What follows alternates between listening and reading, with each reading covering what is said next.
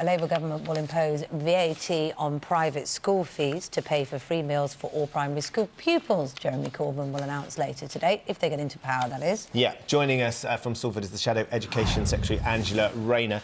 Good morning to you, Ms Reyna. Thank you very much for joining us this morning. So just sort of flush out exactly what it is that Jeremy Corbyn is suggesting and how it will impact parents waking up this morning who are sending their children to private school.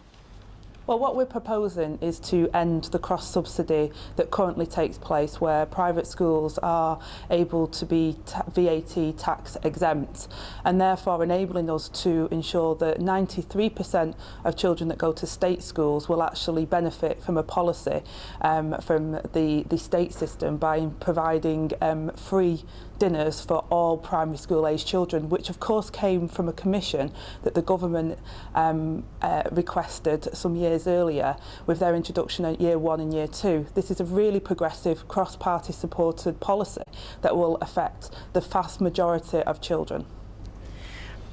I wonder, though, if you're clear about who goes to private schools these days. My children go to state school. My daughter's about to go to state secondary school in September, so I'm not one of those.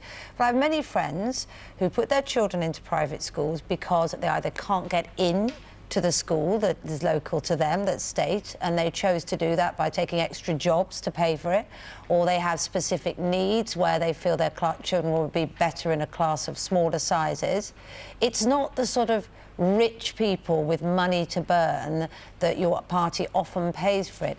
They're already paying for all those children in state schools education. They're paying for tax, they're then paying again for their own children's needs, and now you want them to pay VAT on top of that. Well, what we're proposing is that we end the subsidised tax subsidy that we give to those private schools, and the fees are quite substantial in private schools, and it's not, it's not the middle earners, income earners that generally can afford to send their children to private schools. And I understand the difficulties that parents face in that. I want to see a good state system where the schools are excellent. Across London we see that, where parents choose the state system because it's so good and so much more value for parents to send their children to those systems. And we know that the research says that by providing free school meals for all children at primary school level, that actually raises attainment and raises the health of all children. So it's a good policy that will affect 93% of children in a really, really positive way, and the 7% it affects in a different way because the VAT subsidy will be gone for those private schools. Angela, we'll we don't have much still time, be so we'd fine. like to ask you some questions if that's all right, because of course what's really, really important is there'll be people waking up and down the country this morning hearing about this idea of a policy, and they'd like to understand the essence of it.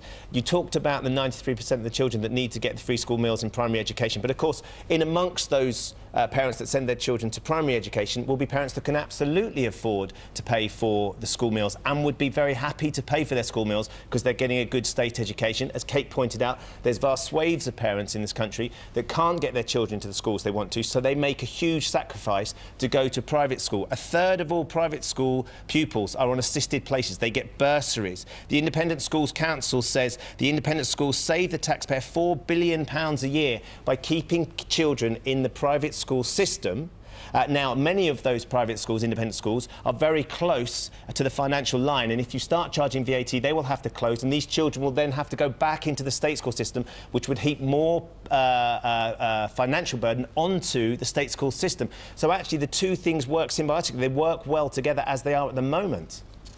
Well, I don't believe the premise of that. Like I say, to put it into context, 7% of children in this country go to private school, and I don't envisage those bursaries changing. The private schools can still enable those children to go to those schools if they want to. What we're saying is that the 93% are currently subsidising private schools, which is not a good use of state money. What we should be doing is providing the best possible route for all children to succeed. Many parents that this will affect today are those hard-working parents that are going out to work that currently are not eligible for free school meals but struggle to provide those places. The evidence says that by providing free school meals across the board in primary school, it will raise the attainment for all children and it will ensure that their health and well-being is good, and that's got to be the best way of spending state money.